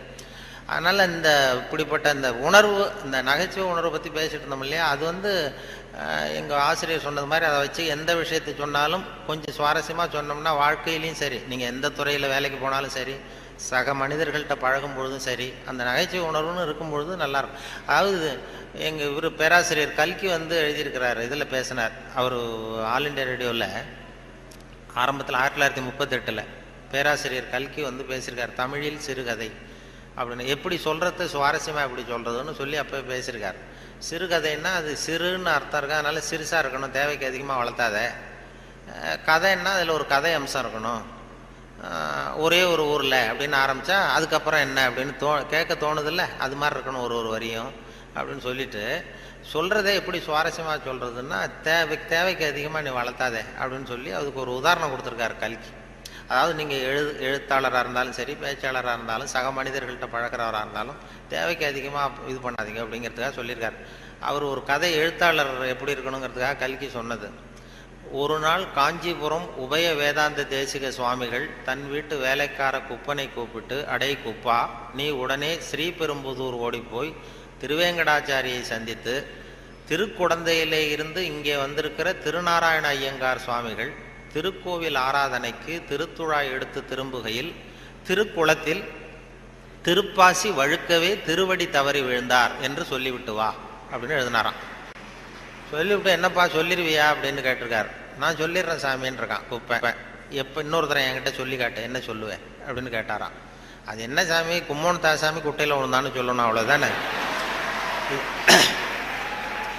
நான் சொல்லிட்டு போகிறேன் அப்படின்ட்டான். அப்போ கல்கி சொல்கிறார், சிறுகதையின் இலக்கணம் குப்பனுக்கு புரிந்திருக்கிறது, உபய வேதாந்த தேசிக சுவாமிகளுக்கு புரியவில்லை அப்படின்னு அவர் பேசியிருக்கார். அந்த வானொலி இதில் ஒலிப்பதிவில் கேட்டேன், அது அப்படியே வச்சுருக்காங்க. அப்போ பேசுனதெல்லாம் அப்பப்போ இது பண்ணி வச்சுருக்கிறது. அதே மாதிரி கொத்தமங்கலம் சுப்புன்னு ஒருத்தர் பெரிய பிரபலமான வில்லுப்பாட்டு கலைஞர். அப்புறம் அவர் காந்தி மகான் கதைன்னு ஒரு வில்லுப்பாட்டு எழுதினார். அப்போ காந்தி மகான் கதை வில்லுப்பாட்டு அவருக்கு அந்த வில்லுப்பாட்டை கேட்குறதுக்கு ஏகப்பட்ட கூட்டம், எல்லாரும் பெரிய ரசிகர்கள். ஆனால் அதையே புஸ்தகமாக போட்டு விற்றாரு, விற்கல. காந்தி மகான் கதை புஸ்தகமாக போட்டு புத்தகமாக விற்கும்பொழுது யாரும் வாங்கிறதுக்கு ஆள் இல்லை, அவரே வீட்டில் அடிக்க வச்சுருந்தார். அதை அப்போ அந்த வில்லுப்பாட்டு இருக்கு, காந்தி மகான் கதை வில்லுப்பாட்டை நான் ரேடியோவில் போடுறதுக்காக எடுத்து பதிவு பண்ணிகிட்டு இருந்தேன். அப்போ ஒரு கட்டம் வந்தது, காந்தியை சுடுற இடத்துல அவர் கதறி அழுறார். கதறி அப்படியே நிஜமாகவே அழறார் காந்தி சுடப்படுற இடத்துல. அந்த வில்லுப்பாட்டு அது பதிவாக இருக்குது, அதை போட்டு கேட்டேன். அப்போ எனக்கு ஒரு சந்தேகம், இது எப்படி, அதாவது ஒரு தடவை சொல்கிறப்போ அழுக வரலாம் அவருக்கு, இந்த வில்லுப்பாட்டை திருப்பி திருப்பி பாடிக்கிட்டே இருப்பார். ஒரு 500 தடவை 600 தடவை சொல்லும்பொழுது 600வது தடவையும் காந்தியை சூடு பண்ணிகிட்டு இருக்கிறாங்க. அதனால் நல்ல பழக்க வழக்கங்களை ஏற்படுத்திக்கணுங்கிறது தான் ரொம்ப முக்கியமான விஷயம். அதனால் இதில் எப்படி நான் சொன்னது மாதிரி எவ்வளவு நேரம் எதை தாக்க முடியும், குடும்பத்தில் ரொம்ப ஒரு அனுசரிப்புத்தன்மை, சகிப்புத்தன்மை இதெல்லாம் வேணுங்கிறத பற்றி நிறைய அந்த சின்ன சின்ன விஷயங்களாக தான் வானொலி சொல்கிறது உண்டு. இந்த நகைச்சுவைன்னு சொன்னதுனால அதை சேர்த்து கதையாக சொல்கிறது உண்டு.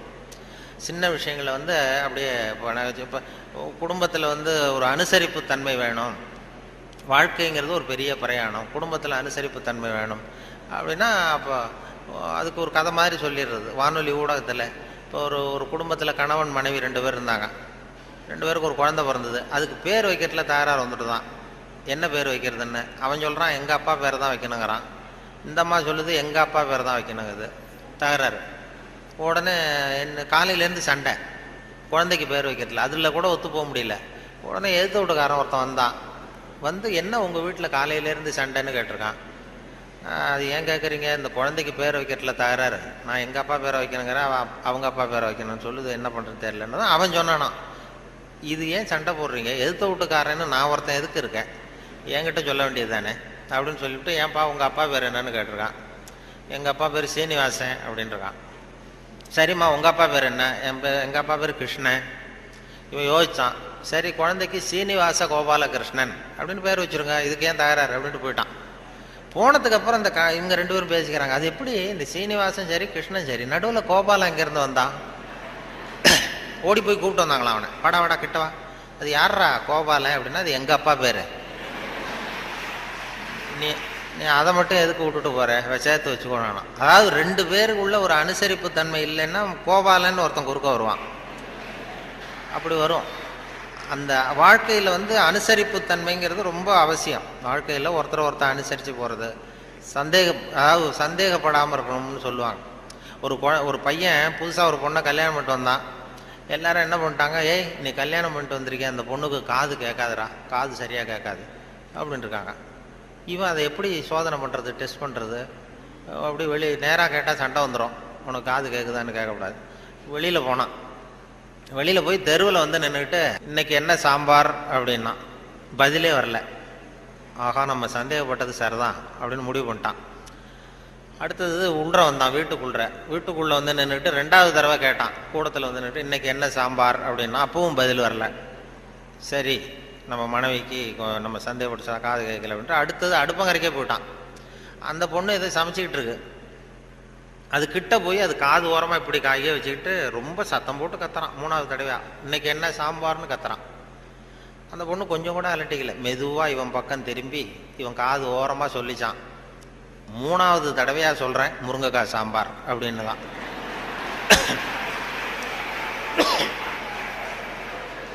இவனுக்கு காது கேட்கல, இவன் அதை போய் குத்துறான். அதான் தன் குற்றம் நீங்கி பிறர் குற்றம் காண்கிற்பின் என் குற்றமாகும் இறைக்குன்னு சொல்லுவாங்க. அதில் திருவள்ளுவர் இதில் என்னென்னா ரொம்ப கிட்டத்தில் வந்து நமக்கு புத்தி சொல்கிறவர் அவர் தான். மற்றவங்களாம் எட்டத்துலேருந்து சொல்லுவாங்க, நீங்கள் நல்லது செஞ்சால் எதுக்கும் கவலைப்படாதீங்க அப்படின்னு எத்தனையோ பேர் உபதேசம் பண்ணுவாங்க. நமக்கு நீ நல்ல காரியம் செய்கிறது நல்ல காரியமா, எதுக்கும் கவலைப்படாது, நீ பாட்டு செஞ்சுட்டு போடா அப்படிம்பாங்க. திருவள்ளுவரை சொல்ல கிட்ட வந்து நீ நல்லது செஞ்சாலும் தப்பு வந்துடும் ஜாக்கிரதையாரு அப்படின்னு சொல்லிட்டு போகிறார். அது நம்ம மேலே ரொம்ப அக்கறை உள்ளவங்க தான் அதை சொல்லுவாங்க. பலனை பற்றி கவலைப்படாத, நீ பாட்டுக்கு எதை வேணாலும் செஞ்சுட்டு போ, கடமையை செஞ்சுட்டு போடான்னு உபதேசம் பண்ணுறது இருக்காங்க நிறையா. நன்று ஆற்றல் உள்ளும் தவறுண்டு, அவரவர் பண்பறிந்து ஆற்றா கடை, நீ நல்லது செஞ்சால் கூட தப்பு வந்துடும் ஜாக்கிரதையாரு அப்படின்னாரு. அது நம்ம பேரில் அக்கறை, அவ்வளவு அக்கறை உள்ளவங்க தான் அதை சொல்ல முடியும். இப்போ ஒருத்தன் ஒரு தெருவில் வந்து ஒருத்தன் குடிகாரன் நடு ராத்திரி 12 மணி ஆடிக்கிட்டே நிற்கிறான். ஒரு பெரியவர் வந்தார், இந்த நேரம் அப்படி அநியாயமாக அப்படி ஆடிட்டு நிற்கிறீ, உங்கள் வீடு எங்கடா இருக்குன்னா அண்ணாந்து பார்த்தான். பக்கத்தில் பார்த்தார், ஒரு மாடிப்படி மாதிரி படிப்படியாக இருக்குது, அங்கே ஒரு ரூம் இருக்குது, கதவு இருந்தது, அங்கே தான் இருக்கேன்னா பிடிச்சி எடுத்துகிட்டு போனார். வாடா உன்னை கொண்டு வந்து வீட்டில் விட்றேன்னா வரமாட்டேங்கிறான். நீ வாடான்னு வலுக்கட்டாயமாக அந்த பெரியவர் அந்த குடிகாரனை பிடிச்சி தரன்னு இழுத்துட்டு போய் மாடிப்படியில் இந்த கதவை திறந்து உள்ற போய் படுறா அப்படின்னா போக மாட்டேங்கிறான். ஒரு வலுக்கட்டாயமாக கழுத்தை பிடிச்சி உள்ற தள்ளி கதவை சாத்தி விட்டு இறங்கி வந்துட்டார். அப்பாடா ஒரு நல்ல காரியம் பண்ணோம். வந்தால் இன்னொருத்தன் அதே மாதிரி ஆடிட்டு வரான் கீழே. நீ என்னடா பண்ணேன்னா இவனும் அதே மாதிரி ஆடுறான். சரி வாடா உனக்கும் இங்கே தான் நான் அண்ணந்து பார்த்தான், சரி வா அங்கே தான் தங்கியிருக்கேன்னு பிடிச்சி தரன்னு இழுத்துட்டு போய் கதவு திறந்து போடான்னு அவனும் போக மாட்டேங்கிறான். அவனையும் வலுக்கட்டாயமாக தள்ளிவிட்டு மூடிவிட்டு கீழே இறங்கி வந்தார். வந்தால் 3வது ஆள் ரொம்ப பயங்கரமாக ஆடிட்டு வரான். எத்தனை பேருடா இன்னைக்கு இப்படி புறப்பட்டுருக்கீங்க, எல்லாம் அங்கே தான் இருக்கீங்களா அப்படின்னு சொல்லி வாடா மேலேன்னு கூப்பிட்டார். நான் வரமாட்டேன்னு கத்தனான். அதெல்லாம் முடியாது, ஒன்று அங்கே விட்டுட்டு தான் போவேன்னு அவர் என்ன பெரியவர் இழுக்கிறார். இழுத்ததும் உடனே போலீஸ்னு கத்திருக்கான். போலீஸுக்காரர் வந்துட்டார். அந்த போலீஸுக்காரர்கிட்ட அவன் புகார் பண்ணுறான், இந்த பாருங்க சார், யாரோ ஒரு பெரியவர் என்னை இந்த வழியாக மேலே கொண்டு போய் அந்த கதவை திறந்து அந்த பக்கமாக இருக்கிற குப்பை குழியில் தள்ளி தள்ளி விட்டுக்கிட்டு இருக்கிறார் 3 தடவையா. நான் இறங்கி இறங்கி கீழே வந்துக்கிட்டு இருக்கேன். இன்னும் 2 தரம் தள்ளி விட்டாருன்னா செத்து போடுவோம் சார் அப்படின்றான். இதுதான் நன்று ஆற்றல் உள்ளும் தவறுண்டு, அவரவர் பண்பறிந்த ஆற்றா கடை. நீ நல்லது தான் செஞ்சார், தப்பு வந்துடும், அது அவ்வளவு தூரம் அவர் தான் சொல்ல முடியும். அந்த நன்றாற்றல் உள்ளும் தவறுண்டு, அவரவர் பண்பறிந்த ஆற்றா. நல்லதுன்னு செய்வாங்க. இப்போ ஒருத்தன் யார்கிட்டையும் நண்பர்கள்ட்ட கேட்டான், ஒரு 100 ரூபா கொடுங்கடா, ஏதாவது தொழில் செஞ்சு பொழைச்சிக்கிறேன்னு. யாருமே கொடுக்கறதுக்கு ஆள் இல்லை, பரவாயில்ல. உடனே அவன் என்ன பண்ணால், சரி மனிதர்கள் யாரும் நமக்கு உதவி பண்ண மாட்டேங்கிறாங்க, நமக்கு தேவை ஒரு 100 ரூபா, இது கடவுளுக்கே ஒரு லெட்டர் போட்டு பார்ப்போம், அவர் தானே எல்லாரையும் படைச்சார், அவர் கொடுக்குறாரா பார்ப்போம். ஒரு போஸ்ட் கார்டு வாங்கினான்.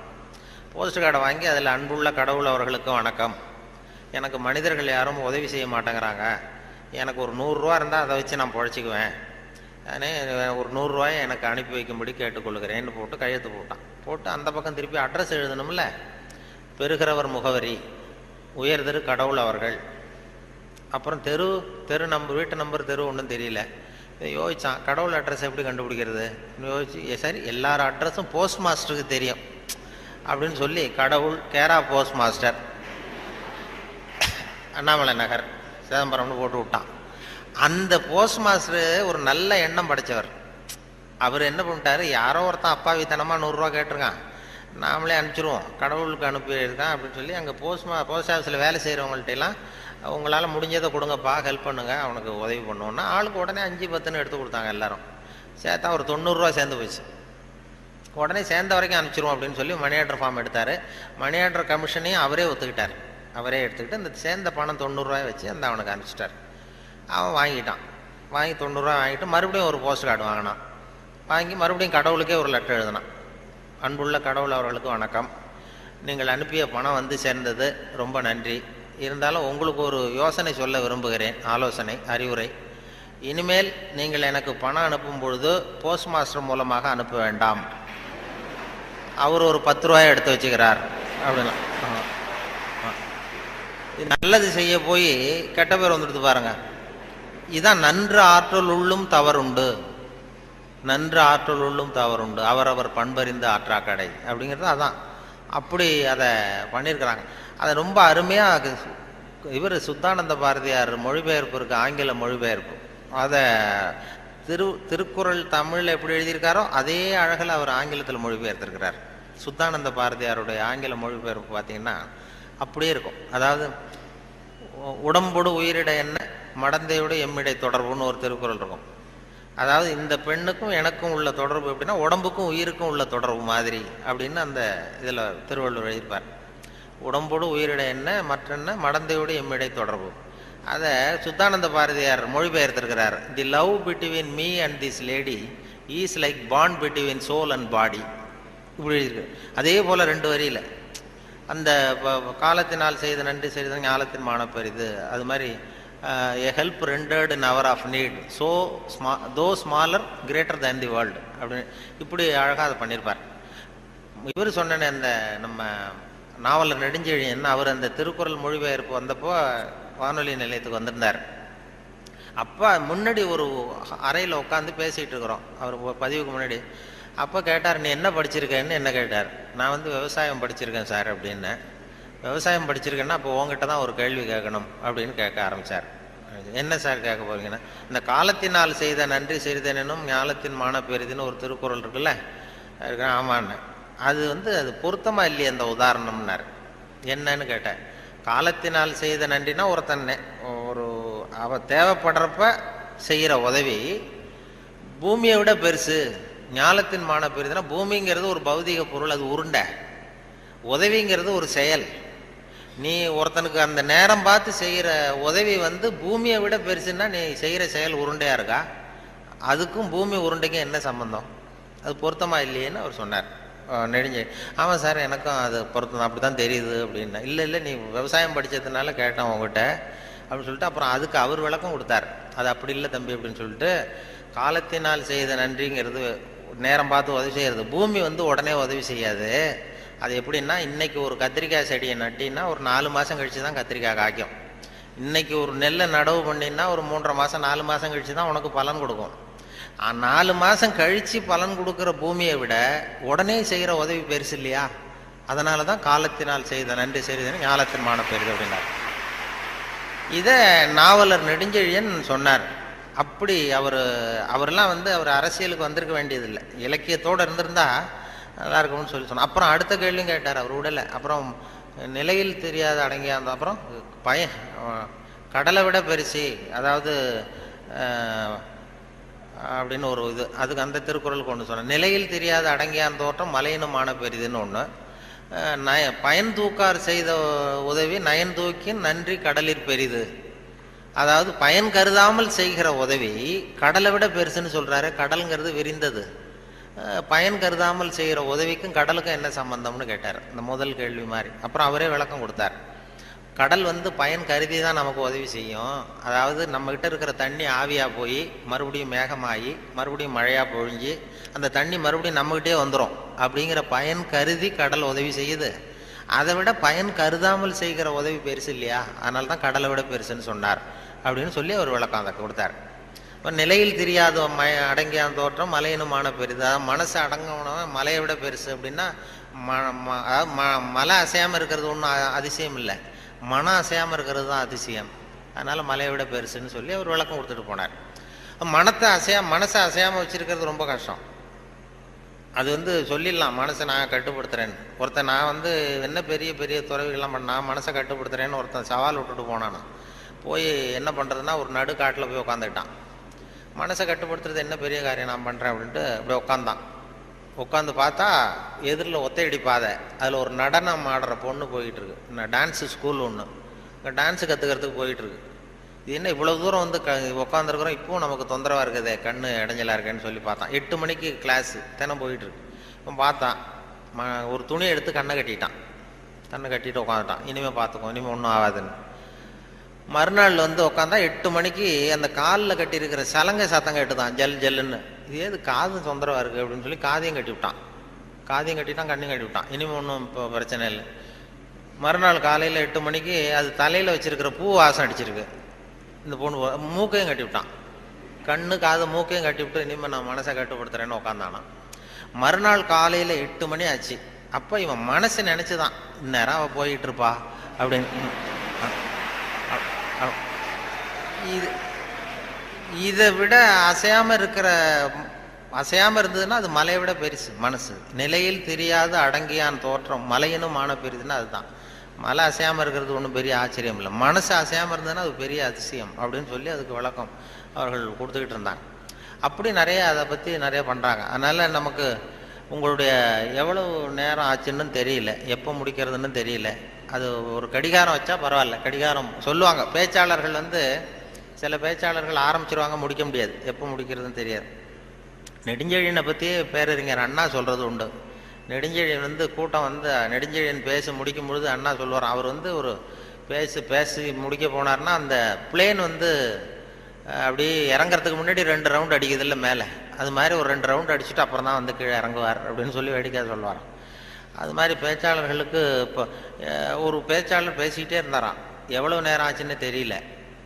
அப்புறம் சொல்லியிருக்காரு, ஐயோ உங்களை ரொம்ப நேரம் போர் அடிச்சிட்டேன் போல் இருக்கு, எனக்கு நேரம் போனதே தெரியல, கடிகாரத்தை பார்க்க மறந்துட்டேன் சார், மன்னிச்சுங்கன்னு இருக்கார்.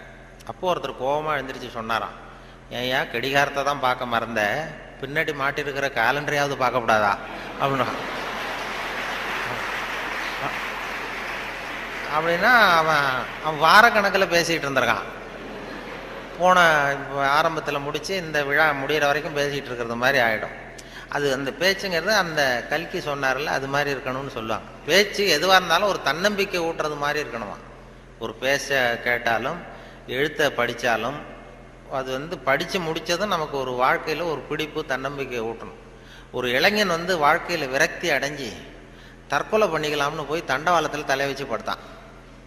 தண்டவாளத்தில் தலையை வச்சு படுத்துறான், எதுவும் வாழ்ந்து பிரயோஜனம் இல்லைன்னு விரக்தி அடைஞ்சிட்டான். படுத்துக்கிட்டு இப்படி பார்க்குறான், 2 பக்கமும் ரயிலே வரல. இது என்னடா தற்கொலை கூட பண்ணுறது சாத்தியமா இல்லையே அப்படின்னு பார்த்தான். அப்போ யாரோ ஒருத்தர் ஒரு பக்கத்தில் ஒரு பெரிய மைதானம், ஒரு பெரிய பேச்சாளர் பேசிகிட்டு இருக்காரு. ஆகா அங்கே யாரோ ஒருத்தர் பேசுகிறாரு, அதையாவது போய் கேட்டுட்டு வருவோம் கொஞ்சம் நேரம், இங்கே போர் அடிக்குது, அதுக்கப்புறம் தண்டவாளத்தில் தலையை வச்சு படுத்துருவோம் அப்படின்னு எழுந்திரிச்சு போனான். அங்கே போனால் ஒரு 2000 பேர் உட்காந்துருக்காங்க மைதானத்தில். பேசிகிட்டு இருக்கார் ஒரு பேச்சாளர் தன்னம்பிக்கைங்கிறத பற்றி. பேசி முடித்தார் 1 மணி நேரம். முடிச்சுட்டு எல்லாரும் கலைஞ்சி போயிட்டாங்க. அப்புறம் இந்த இளைஞன் போனான். போய் அந்த பேச்சாளர்கிட்ட, சார் நான் தற்கொலை பண்ணிக்கணுங்கிற எண்ணத்தோடு தண்டவாளத்தில் தலையை வச்சு படுத்திருந்தேன். உங்கள் குரல் கேட்டது, பேச்சு கேட்கணும்னு வந்தேன். 1 மணி நேரம் உங்கள் பேச்சை கேட்டேன். இப்போ அந்த தற்கொலை எண்ணத்தை மாற்றிக்கிட்டேன். நான் இனிமேல் தற்கொலை பண்ணிக்க மாட்டேன். எனக்கு வாழ்க்கையில் ஒரு தன்னம்பிக்கை வந்துட்டுது, பிடிப்பு வந்துட்டுது. அதுக்கு நீங்கள் தான் காரணம் அப்படின்ட்டுருக்கான். அது எப்படிடா அந்த முடிவுக்கு வந்தேன்னு கேட்டிருக்காரு அவர். ஒன்றும் இல்லை சார், இப்போ உங்கள் பேச்சு எவ்வளோ பேர் கேட்டாங்க இந்த கூட்டத்தில் அப்படின்னா ஒரு 2000 பேர் கேட்டிருப்பாங்க அப்படின்னாரான் பேச்சாளர். அப்போ அந்த இளைஞன் சொன்னானா, ஏன் சார் ஒரு 2000 பேரை ஒரே நேரத்தில் சாகடிக்கிற நீ உயிரோடு இருக்கிறப்போ நான் எதுக்கு சார் சாகணும்? நான் எதுவும் எந்த தப்பும் பண்ணலையே சார், ஒன்றும் எதுவும் பண்ணல சார், நான் ஒன்றும் இப்போ பழச்சிக்குவேன் சார்ட்டு போட்டாரான். அப்படி வந்துடும் கதை. அப்படி பேச்சாளர்கள்ங்கிறது அந்த என்ன ஒரு சகிப்புத்தன்மை. ஒரு பேச்சாளர் என்ன பண்ணார் தெரியுமா, வேகமாக போயிருக்காரு, அவசரமாக கூட்டத்தில் பேசணும்னு போயிருக்காரு. ஒரு காட்டு வழியாக போகும்போது சிங்கம் எதிரில் நின்று தான் வழி மறிச்சிருக்கு. ஏன் என் நிற்கிற அப்படின்னா, எனக்கு பசிக்குது, உன்னை சாப்பிட போகிறேன்னு தான் சிங்கம். நீ என்ன இப்போ சாப்பிட்றாத, நான் ஒரு முக்கியமான கூட்டத்தில் பேசுறதுக்காக போயிட்டுருக்கேன், அதனால் அதை கெடுத்துறாத அப்படின்ட்டு. அது என்ன, உன் மீட்டிங்கை பற்றி எனக்கு கவலை இல்லை, உன் பேச்சை பற்றி எனக்கு, என் பசி தான் முக்கியம், உன்னை சாப்பிட போகிறேன்னு. ஐயோ அவங்கெல்லாம் ஏமாந்துருவாங்க, ரொம்ப பேர் காத்துக்கிட்டு இருக்கிறாங்க பேச்சை கேட்கறதுக்கு, ஏமாந்துருவாங்க அப்படின்றாரு. இனி என்ன அவ்வளோ நல்லா பேசுவியா அப்படின்னு தான் சிங்கம். அதை ஏன் பேச்சை கேட்டால் அப்படியே கேட்குறவங்க மயங்கி விழுந்துருவாங்க. உடனே சிங்கம் சொல்லிச்சான், நீ இங்கேயே பேச, நான் மயங்கி விழறனா பார்ப்போம் அப்படின்ட்டு. உடனே ஒரு ஆரம்பித்தார், பெரியோர்களே தாய்மார்களே அப்படின்னார். சிங்கம் அப்படியே கரகரகரகரன்னு சுற்றி விழுந்துடுது, கட்டடிச்சு அப்படியே மயக்கடிச்சு விழுந்துட்டுது. இவர் பார்த்தார், இதுதான் நமக்கு தப்பிக்கிறதுக்கு சரியான நேரம், இந்த மயக்கம் தெளி எழுந்திரிச்சு ஓடி போகணும் நம்ம அப்படின்னு. அப்படி பாம்பு நெளியிறது மாதிரி நெளிஞ்சு போனாராம். ஏன்னா எழுந்திரிச்சு நடந்தால் அதிர்ச்சியில் முழிச்சுக்கிட்டுதுன்னா என்ன பண்ணுறது, மயக்கம் தெளிஞ்சிடும்னு பாம்பு நெளிய மாதிரி நெளிஞ்சு கொஞ்சம் தூரம் போய் எழுந்திரிச்சு ஒரே ஓட்டமாக ஓடி போட்டார். ரொம்ப தூரம் போய் திரும்பி பார்க்குறார், அந்த சிங்கம் அப்படியே கிடக்குதா பின்னாடி துரத்துதான்னு. வேர்த்து ஒழுகுது, மூச்சு வாங்குது. ரொம்ப தூரம் ஓடி போய் திரும்பி பார்த்தா சிங்கம் அப்படியே மயங்கி கிடக்கு, மயங்கி விழுந்தது அப்படியே கிடக்கு.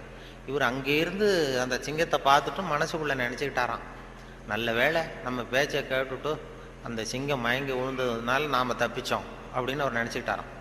நம்ம பேச்சை கேட்டு மயங்கி விழுந்ததுனால தப்பித்தோம், நல்ல வேலை அப்படின்னு நினச்சிக்கிட்டாராம். அதே நேரம் சிங்கம் லேசாக தலையை தூக்கி ஒரு கண்ணால் அவரை பார்த்துட்டு இது நினச்சிக்கிட்டு தான், நல்ல வேளை மயங்கி விழுந்தது மாதிரி நடித்ததுனால நாம் தப்பித்தோம்,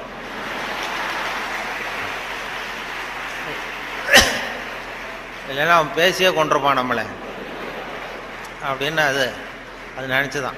இப்போ எதுக்கு இது சொல்கிறேன்னா, இப்போ உங்கள் முகத்தையெல்லாம் பார்த்தா அந்த சிங்கத்தோட முகம் மாதிரி தெரியுது எனக்கு. ஆமாம், அது என்ன, இது எந்த இதில் இருக்கீங்க என்ன ஏதுன்னு அது புரிஞ்சுக்கிறது ரொம்ப கஷ்டம். ஆனால் இது மாதிரி நேரத்தில் நல்ல பழக்க வழக்கங்களை வளர்த்தலாம். சகிப்புத்தன்மைங்கிறது ஒரு பெரிய முக்கியம். இன்டர்நேஷ்னல் இயர் ஆஃப் டாலரன்ஸ்னு கொண்டாடினாங்க. சர்வதேச சகிப்புத்தன்மை ஆண்டுன்னு 1995 இன்டர்நேஷ்னல் இயர் ஆஃப் டாலரன்ஸ், சர்வதேச சகிப்புத்தன்மை ஆண்டு. எதுக்கு சொல்கிறேன்னா, இது மாதிரி சந்தர்ப்பத்தில் நீங்கள் உங்களுக்கு பிடிக்கல ஒரு சகிப்புத்தன்மைன்னு ஒன்று, எவ்வளோ நேரம் தாக்கு பிடிக்க முடியும் அப்படிங்கிறதெல்லாம் பண்ணிக்கலாம். அதனால் அது மாதிரி உங்களுடைய சகிப்புத்தன்மை நல்லாவே இருக்குதுன்னு நினைக்கிறேன். ஏன்னா இது வரைக்கும் யாரும் கலைஞ்சி போகல, அதனால் எல்லாத்தையும் தாக்கு பிடிச்சி உட்காந்துருக்குறீங்க. அதனால் உங்களை எல்லாம் இது மாதிரி ஒரு நல்ல சந்தர்ப்பத்தில் சந்தித்ததில் எனக்கு ரொம்ப மகிழ்ச்சி. ஏன்னா ஒரு பெரிய நிறுவனம், ஒரு புகழ்பெற்ற நிறுவனத்தினுடைய மாணவர்களாக இருக்கிறதே ரொம்ப பெருமைக்குரிய ஒரு விஷயம். அதனால் அந்த வகையில்